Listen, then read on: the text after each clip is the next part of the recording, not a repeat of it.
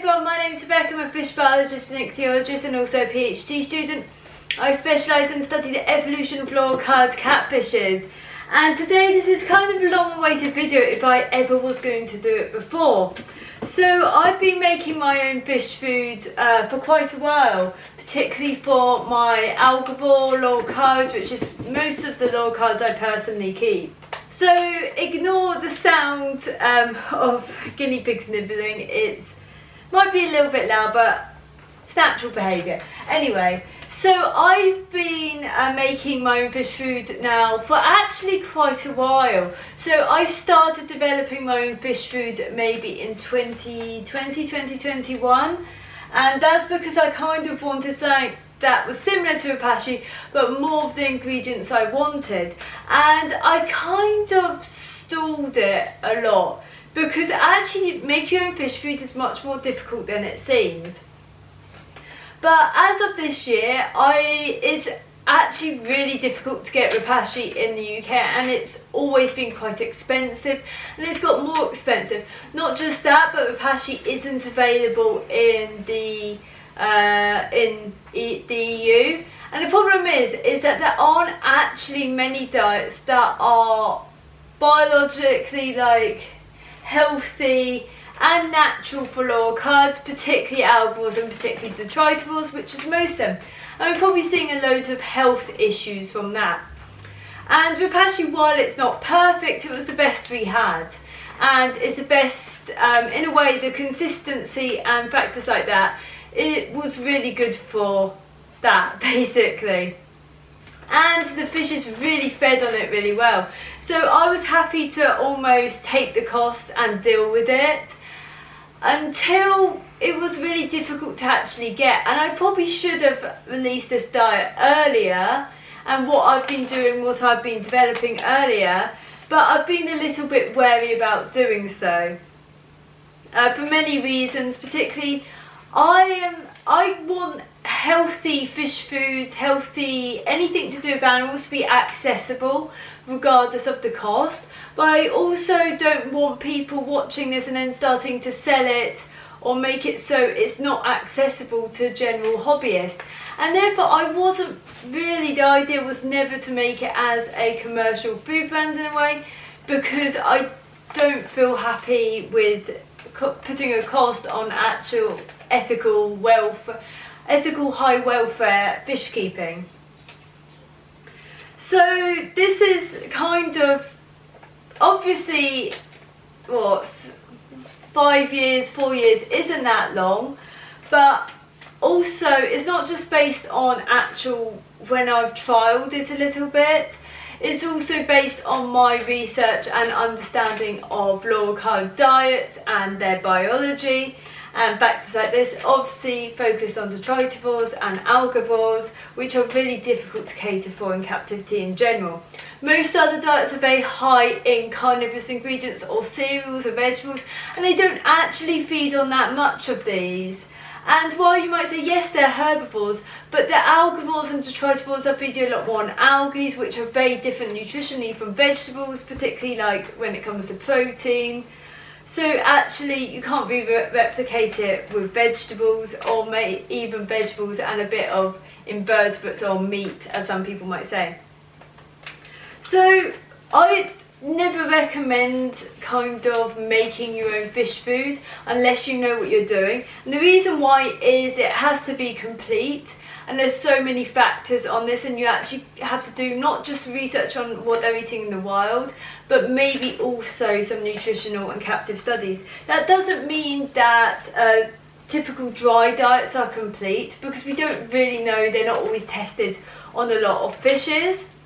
The other fact is you're probably going to be bulk buying, and this is a big thing about the diet I've made and what I'm going to show you, is that the use by date exists, and if you're buying in bulk, how many fishes do you have? How long is it going to take you to go through it? Because you might have a use by date that is only maybe a year or two. And that's why I was thinking of actually selling smaller portions within the UK, so that if you're a hobbyist that's maybe got 1 or 2 tanks, you'll go through that. and it won't expire, whereas if you're fish room you're going to need higher volumes, and therefore you can kind of just go from the ingredients. But that's a big factor, not just that the nutritional value will change. Some ingredients might totally, like some vitamins, minerals might totally just not be there. Another factor is that some ingredients just totally break down. I've trialled a lot of different gelling agents because yes, people recommend gelatin and what's it, the other, agar, but they don't last that long in the aquarium. You want a food for Loricariids, for plecos, to last around minimum of an hour. Realistically, the minimum should be about 6 hours because they can take a while to find the food. So you can't use agar and gelatin, so trialling different ones. So I actually had locust bean gum, I've had some other one totally broke down after 2 years because I kind of had them and never used them again. But that's the kind of thing that it's important to have it within the use by date. But also the risks are actually healthy ingredients. So you'll see many different recommendations online for how to make your own fish food. And just because they might contain protein, they might be easy to access, it doesn't mean they're actually healthy. Like mussels, you want to avoid uncooked mussels in high volumes for any fishes realistically. And some will recommend it almost as a daily diet. You want to avoid maybe any that have potential effects long term, so not entirely known, like garlic. And it's just that sort of diversity, but also there might be effects that you're not particularly aware of, and it takes a lot of research to actually understand these.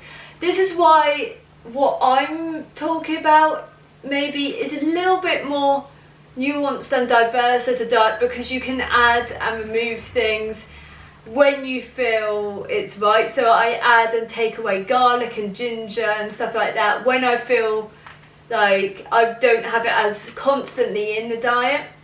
And then I might add and change if I add a few invertebrates in. This is for Algivorous. If you're feeding carnivores, then maybe I'd add some more invertebrates and change the volumes a little bit, and maybe add in a few other ingredients and sort of factors like that. So I'm going to go through what I do to make my own fish food. It's a little bit sort of very DIY because obviously it's only for my fishes, but I have tested it on many different fishes in store tanks particularly, and that's what I'll show videos of later, because that was kind of when I was testing the gelling agent mostly, and it's really difficult to know if your Loricariids are feeding, but they definitely are, and I'm definitely sure they are. I also have cameras on the tank, so I know if they're feeding at night, because you can kind of work out the behaviour by where you're seeing them in the tank and how long they're spending in what spot. But anyway, so I'll go over the ingredients I use and I'll explain them all a little bit. So I actually make the fish food sort of down here because this is where I store the ingredients. It's not ideal to store them in a fish room. You want them in a cold place. That's going to keep the expiry, well, they're not going to expire as quickly. So that's why I did not keep them in a fish room if you were going to do it personally. This room I do because there's others in here. It's a little bit cooler than ideal. Although I have closed the windows, but that's just because of sound. So I keep everything in airtight jars just to oxygen exposure, and in a dark space and in the heat. I don't want them expiring as quickly, so I keep a lot of them in these sort of jars as much as possible, just with the expiry date on the outside. And this was largely because if I do want to make it commercial, the expiry date, I keep that so I know, because that's kind of, I believe, a legal requirement, so you can kind of work out an expiry date. So because I'm mostly feeding Algivorous, I focus on the algae. So I'll show you some of the ingredients. And also I have got an article on how to feed, on how I make these diets. So I've got kelp powder here. So this is what I kind of build it off, because these powders are much easily fed on by Loricariids. I would use Corellia powder, but it's really expensive at the moment. I think it's like £20 for 100 grams. I don't know why. So I use kelp powder quite a lot of, and I will use, this is so DIY. If I was to sell it, it would be very different. But I literally just use a teaspoon for very vague measurements. If you were selling this, obviously you'd have to do much better calculations. So I usually do about 3 teaspoons of the kelp powder, and that's because I do have so many fishes. So you'd store, as a gel dye, you store these in the fridge, and they will go off after around maybe 5 days or so. So you only want to use as much as you can feed on. And then I also have seaweed powder. So this is a health one, so it's not actually for human consumption, but very few fish food should be. And it does have the actual type of ingredients on the website, the actual seaweed it uses, but I can't quickly see that there. And I was really wary of this when it first arrived, so I only used very small amounts, and now I still use about sort of 2. So just mix it. I don't even mix it yet. I am not a cook, so that might be partially why, but I don't think so. And because it's in a bag, I really make sure it's sealed really well, because I don't want air exposure. I don't want moisture exposure. I want to keep it as fresh as much as possible. So other algae would be wakame. This you can get very easily in a lot of Asian supermarkets, or sushi sort of related, or anything like that, Japanese food. So these sort of seaweeds aren't bad. The problem is because they're kind of like a typical seaweed, I find Loricariids a bit hit and miss on feeding on it. So I use only really small portions. So, oh no, can't see spoonfuls in the powder, and it's worse when it's that shade. So I maybe use a teaspoon at most, and I just pop that on top. These do expand when they get hydrated, so I don't worry too much. And I have a larger bag. This is kind of blended down into smaller portions. So another algae I use is Balitoridae. This is another seaweed. It's really difficult to find ones that aren't seaweed.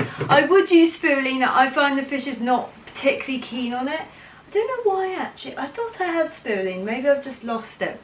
But they do feed on cyanobacteria in the wild, so you could use spirulina. I just find in high volumes they're not very keen on feeding on it. So I just use small volumes and just plonk it in. So other algae that I've got that I can use, what is it? Some of these pots are just terrible. These are just ones I was like, I need something to seal it.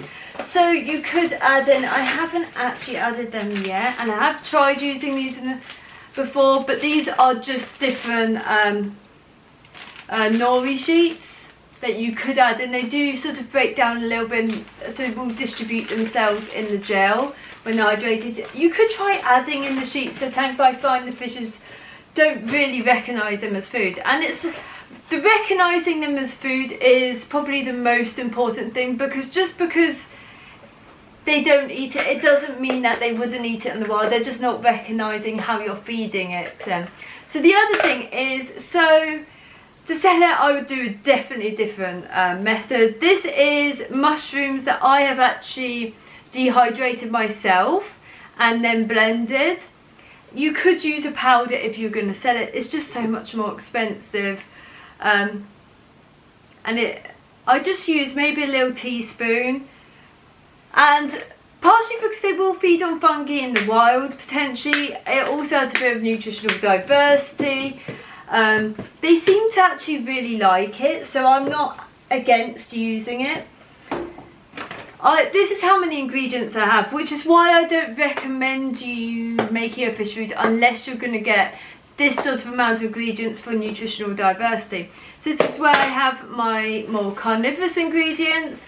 So this is where I have, so I use dried ones because they store better, and also I don't want, if you've ever used frozen foods and left them in the fridge, even after 2 days they do start to go off. So that's why I use the freeze dried, and only very small portions if I do. So at the moment I might only add in a little bit. Oh no, where have I put my spoon? Oh, that's just my lap. So I'm just going to add in a pinch of, maybe a little bigger pinch, of some Daphnia, because it will be consuming invertebrates in the wild. And I'll just get as much air out of that as possible. Makes it easier to store because I only have so much space. So another ingredient I do use, where have I put my spoon? Literally everything I touch goes missing. Ah, there it is. So I do actually use a little bit of flaxseed. It's a little bit of a fattening sort of food. It's just an interesting one I kind of experiment with. Obviously I don't use volumes. I use maybe less than a teaspoon. I don't use volumes that are going to make that much difference. But it's kind of, because all brands really do is experiment with different ingredients. So most of this is kind of understanding what they feed on in the wild. The rest is just also understanding a little bit of fish nutrition. So I do have herbs, and obviously I do have garlic powder. I very rarely use this. I don't find it is often needed. I might add in a little portion, but I use very little garlic because it can cause potential physiological issues with the liver. Ginger I do use occasionally as a flavourant, and similar, it's anti-parasitic slightly properties, kind of.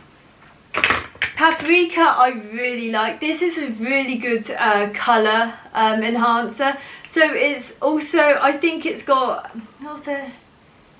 Carotenes? I forget the term. But like a lot of the algae who also have this, it's a really good ingredient for colour enhancing. Obviously it's just peppers, bell peppers, red bell peppers. And they seem to like it. So I just have some non-paprika, not smoked. And also, oh god, nearly broke the top of that. This is basil, also seems to have health benefits in the scientific literature. So it's somewhat natural for them. Well, not natural at all. But it has all sorts of different sort of purposes. And this is kind of where you're researching and working out what best ingredients to use, because half of it will be what they feed on in the wild. If I was feeding a carnivore, I'd use many more freeze-dried invertebrates. If I was feeding something that fed on plants, I'd probably use a few more of those. And then, so it really depends what you're feeding on. And I then sort of mix up together before I put the gelling agent in. And the gelling agent is one of the most important things that I'll explain a little bit later. So it will just look like that. And when you put in the creme, the seaweed will expand. And it can be, if you're finding the fish don't feed on it, and particularly certain seaweeds, you can remove it. You don't have to use the large seaweeds. It's partially just about getting that algal diversity, but more actual the volumes of algae, so whatever they eat. Now, so this is the gelling agent I use. So this is carrageen powder, carrageen gel, and this, mine's actually very out of date. 2023, it's 2025 now. So it is out of date, and I don't think it binds as well as it used to. It's quite solid at the bottom. So I use a little bit more than most other people will be using. You only need, I think it's, I would follow the recommendations because I find it stronger when it is in date, but what's it, 2 to 20 grams per kg. I'm using probably a bit more than that, I think, just because it's out of date and I'm a bit like, I don't like throwing things away, and it's just a gelling agent, but it doesn't work as well as it should do. The good thing about this gel agent is it does last a long time, and I just literally, you want it to be really well mixed in because you want it to bind all the ingredients together for that time the fish is feeding on it. The good thing about this gelling agent is it is also algae based, so then that's kind of the mixture we're going for. And what you want to do is add it to boiling water like you're feeding rapashi basically. So I will just mix in boiling water and stir it while adding bits of more and more water, and then yeah, so stir it while adding more water in, and then let it set, ideally in the fridge so it can kind of cold set. So anyway, I'll discuss a few more of the ingredients. So regarding gelling agents, this is actually a really important topic because it's going to be holding the food together, and it's a lot of trial and error. Agar and gelatin are commonly found, but they do not hold the food well together, and it has to be underwater for a considerable amount of time, and in that time it's going to be taking up water and then kind of breaking down. So that's why I use Carrigan gel. It's just really good. In experiments I've done, it holds together from anywhere. I think it depends on water flow is a big factor actually, but anywhere from about 3 hours, well, 3 hours to about 48 hours. It depends on the setup. If you've got a very high flow setup, it's going to be breaking down a lot quicker. If you've got a low flow setup, it's not going to be breaking down as quickly. And then there might be others, but I find they kind of make it more of a slime than an actual gel solid diet. Other factors I'd look into though, along with gelling agent, is other ingredients which I've actually got in the article I wrote, and also think about hardness. Because these fishes have phalangeal jaws, they're going to possibly be wanting to feed on something a little bit more solid. Sometimes it's probably good for them, and they do likely shed those phalangeal teeth like goldfish do. So they're probably going to want sort of harder items. So finally, I'm kind of just going to discuss testing it. So testing fish foods is really difficult, and a lot of people will just try it on their own home aquarium. And I was really wary about doing that at first, which is why I never did it for so long. So when you're testing the fish food, you want to try it on different fishes. So I've got plenty of footage of me trialling on different fishes in stores I worked at. So that's actually quite a while ago. I left the trade in 2021. So that was most of my fish food trials that I took footage of. Other than that, it's been at home, and my fishes are really not easy to see if they're feeding. So it's taken me a while to know that they are feeding on it. And just because one fish doesn't feed on it, it doesn't mean they all won't. And sometimes it's just acclimation to getting them to feed on something. So it's just time. And just because they're starving themselves doesn't mean you should let them starve themselves. Try feeding different food items. And sometimes foods don't work because they're just not used to feeding in that sort of manner.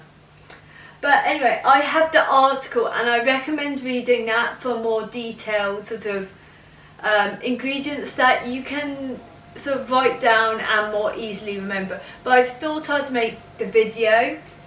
I also just want this to kind of be accessible. I don't want anyone to make money over, well, partially I spent a lot of time researching this beyond it just being what I study. It's also my own personal time, so it kind of means a lot to me.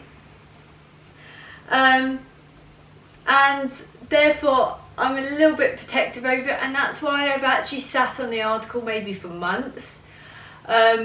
Also been a bit cagey about what I actually feed them. So I'd like, yeah, it'd be nice just to sort of, yeah, see more healthy fish, but also respecting, yeah. But anyway, I end this video here. Thank you for watching my videos, and if you like them, please comment, like, subscribe, and goodbye.